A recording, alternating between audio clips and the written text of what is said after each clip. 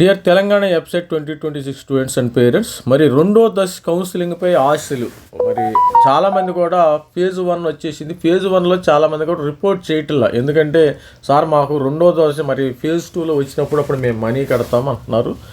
ఎక్కువ మంది రిపోర్ట్ ఎవరు చేస్తున్నారంటే ఫీజు రియంబర్స్మెంట్ వచ్చిన వాళ్ళు ఏంటంటే ఆల్రెడీ స్టూడెంట్స్ ఓకే మా ఇప్పుడు ఫీజు రియంబర్స్మెంట్ వచ్చినప్పుడు వాళ్ళు ఇమీడియట్గా రిపోర్ట్ చేస్తున్నారు. ఇక ఫీజు రియంబర్స్మెంట్ రాని వాళ్ళు ఏంటంటే రెండో దశ సెకండ్ ఫేజ్ కోసం వెయిట్ చేస్తున్నట్టు కనబడుతుంది. ఇక్కడ టాపర్లు అంతా ఏం చేస్తున్నారంటే మరి డీమ్డ్ వైపు మరి వీళ్ళతో వెళ్ళిపోతున్నారు. ఎందుకంటే మనీ కట్టి ఎందుకు రిపోర్టింగ్ విముఖత. కంప్యూటర్ కోర్సులపై 25,000 ర్యాంకులో విద్యార్థుల ఆసక్తి, సీటు వస్తుందనే నమ్మకంతో మరి సెకండ్ ఫేజ్లో సీటు వస్తుందనే నమ్మకంతో రిపోర్టింగ్ దూరంగా ఉండే ఆలోచన. ఫేజ్ 1లో ఎవరు రిపోర్ట్ చేయటం లేదు.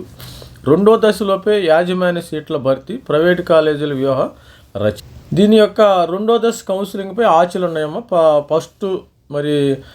ఫస్ట్ ఫేజ్ కౌన్సిలింగ్లో స్టూడెంట్స్ అందరూ కూడా రిపోర్ట్ చేయటం లేదు. ఎందుకంటే they have to phase the complete fee pay చేయాలి. మన జోసా కౌన్సిలింగ్లో కాక చిన్న అమౌంట్ కడితే కుదరదు. ఇక్కడ మొత్తం ఫీజు పే చేయాల్సి ఉంటుంది. తొలి విడత ఇంజనీరింగ్ కౌన్సిలింగ్తో నిరాశ కలిగిన విద్యార్థులు రెండో విడతపై ఆశలు పెట్టుకున్నారు. వచ్చే వారం మొదలయ్యే మరో విడత కౌన్సిలింగ్ సన్నద్ధమవుతున్నారు. సీటు వచ్చినా ఇష్టం లేని బ్రాంచ్లో కాలేజీలో చేరేందుకు సుముఖత వ్యక్తం చేయట్లేదు. మంచి కాలేజీ మంచి బ్రాంచ్లో సీటు వచ్చిన విద్యార్థులు మాత్రం ఆమోదం తెలిపేందుకు సిద్ధమవుతున్నారు. మొదటి దశలో సీట్లు పొందిన విద్యార్థులు ఈ నెల 14లోగా ఆన్లైన్ రిపోర్టింగ్ చేయాలి. రేపే ఇది చేయని పక్షంలో కేటాయించిన సీట్ అయితే రద్దు. అయినప్పటికీ రెండో విడత కౌన్సిలింగ్ వెళ్ళే అర్హత ఉంటుంది. మరి అదేవిధంగా వాళ్ళ ఆప్షన్సే కీలకం. రాష్ట్ర వ్యాప్తంగా 88,053 ఇంజనీరింగ్ సీట్లు ఉంటే మరి తొలి దశలో 79,000 సీట్లు కేటాయించారు. ఇంకా 8,162 సీట్లు మిగిలిపోయి సీట్లు పొందిన వారిలో 10,000లో ర్యాంకు ఉన్నవాళ్ళు 6,600 మంది మాత్రం ఉన్నారు. 10 నుంచి 25,000 ర్యాంకు వచ్చిన విద్యార్థులు 11,455 మంది ఉన్నారు. రెండో దశ కౌన్సిలింగ్లో 10,000 లోపు ర్యాంకు మరి సెల్ఫ్ రిపోర్టింగ్ చేసి చాలా తక్కువగా ఉంటుంది. మరి రెండో దశ కౌన్సిలింగ్లో ఏంటంటే 10,000 లోపు ర్యాంక్ ఉంటారు. వీళ్ళంతా జాతీయ ఇంజనీరింగ్ కాలేజ్ ఎన్ఐటీలు తర్వాత ఐఐటీలకు వెళ్ళే అవకాశం ఉంది. ఎందుకంటే ఐఐటీస్ రేపు 22 నుంచి స్టార్ట్ అవుతుందమ్మా. 22 నుంచి ఐఐటీస్కి వెళ్ళిపోతారు. కాబట్టి మొత్తం ఫేజ్ 1లో వచ్చిన టాపర్స్ అందరూ క్లీన్ అయ్యే అవకాశం ఉంది. క్లీన్ బౌల్డ్ అయిపోతారు. మరి ఎవరైనా మరి ఫేజ్ 2కి వెళ్ళేవారు నిరాశ చెందవలసిన అవసరం లేదు. ఆల్రెడీ నేను వీడియో చేయటం జరిగింది. టాపర్స్ 90% మొత్తం వెళ్ళిపోతారు. ఒకటో ఇద్దరు మినహాయించి మొత్తం వెళ్ళిపోయే పరిస్థితి ఉంటుంది.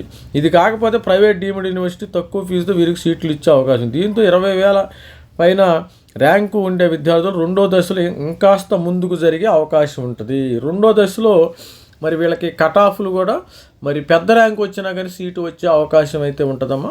అలాగే 75,000 నుంచి 1,00,000 వరకు వచ్చిన విద్యార్థుల్లో 11,750 మందికి తొలి దశలో సీట్లు వచ్చాయి. వీరిలో చాలామందికి సివిల్ మెకానికల్ వంటి బ్రాంచుల్లో సీట్లు వచ్చాయి. పెద్దగా పేరున్న కాలేజీలు కూడా లేవు. దీంతో వీరిలో 40% మంది విద్యార్థులు మేనేజ్మెంట్ కోటాలో ప్రయత్నిస్తారు. 1,00,000 పైన ర్యాంక్ ఉన్న విద్యార్థులు తొలి దశలో 18,763 సీట్లు కేటాయించారు.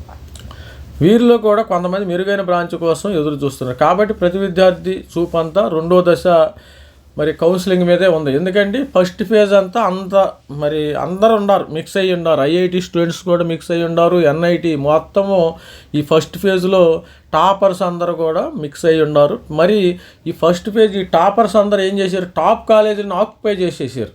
టాప్ కాలేజీలో కచీఫ్ చేశారు.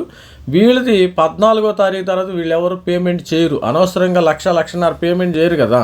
1,200 కట్టుకుని రిజిస్ట్రేషన్ చేసుకున్నారు, వచ్చేసారు.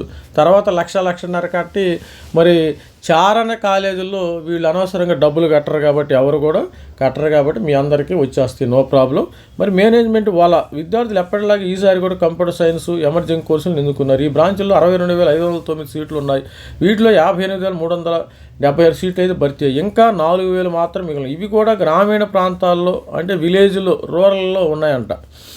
మేనేజ్మెంట్ సీట్లు 35,000కు పైగా ఉంటాయి. వీటిని భర్తీ చేసుకునేందుకు ప్రైవేట్ యాజమాన్యాలు అనేక ప్రయత్నాలు చేస్తున్నాయి.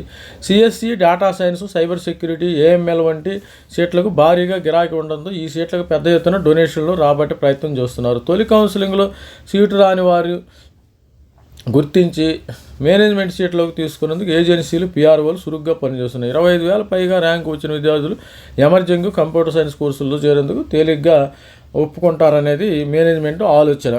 1,00,000 పైగా ర్యాంక్ ఉన్న విద్యార్థులు సివిల్, మెకానికల్తో పాటు ఈసీఈ, త్రిబుల్ వంటి కోర్సులు తక్కువ డొనేషన్లో చేర్చుకునేందుకు యాజమాన్యాలు ఆసక్తి చూపుతున్నాయి. మేనేజ్మెంట్ కోటా సీట్ల విక్రయాలు త్వరగా ముగిసేందుకు ప్రైవేట్ యాజమాన్యాలు తీవ్రంగా కసరత్తు చేస్తున్నాయి. రెండో దశ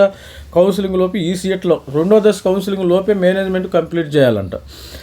సీట్ల భర్తీ ఆశించిన మేర డిమాండ్ చేయవచ్చని భావిస్తున్నారు.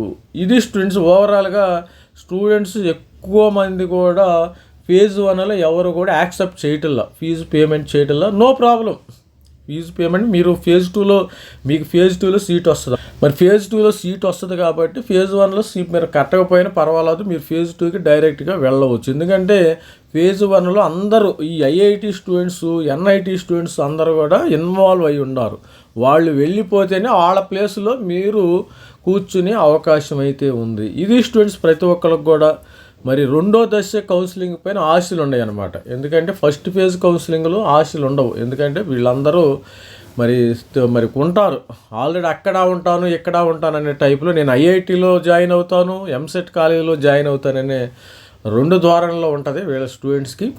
ఇప్పుడు ఆ ధోరణి అది కూడా కట్ అయిపోద్ది. ఎందుకంటే రేపు ఐఐటీస్కి వెళ్ళిపోతాయి. 22, 23 అందరూ కూడా ఐఐటీస్లోకి వెళ్ళిపోవాలి, కంపల్సరీగా వెళ్ళిపోవాలి సీట్ వచ్చిన వాళ్ళు. నేను ఇక్కడే ఉంటానంటే కుదరదు.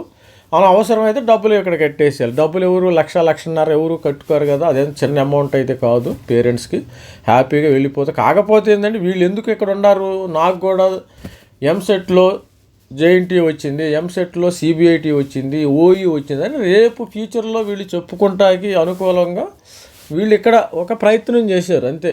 అంతకుమించి వీళ్ళ మైండ్లో ఏంటంటే నాకు కూడా ఎంసెట్లో మంచి కాలేజ్ వచ్చింది, మరి ఎన్ఐటీలో, త్రిబుల్ ఐటీలో ఐఐటీలు ఏ విధంగా వచ్చినాయి, ఎంసెట్లో కూడా నాకు వచ్చింది అలాట్మెంట్ లెటర్, దాన్ని పెట్టుకుంటానికి వాళ్ళు ఒక గుర్తుగా పెట్టుకుంటానికి ప్రయత్నం చేసి ఉంటారని నేను అంతే అనుకుంటున్నాను.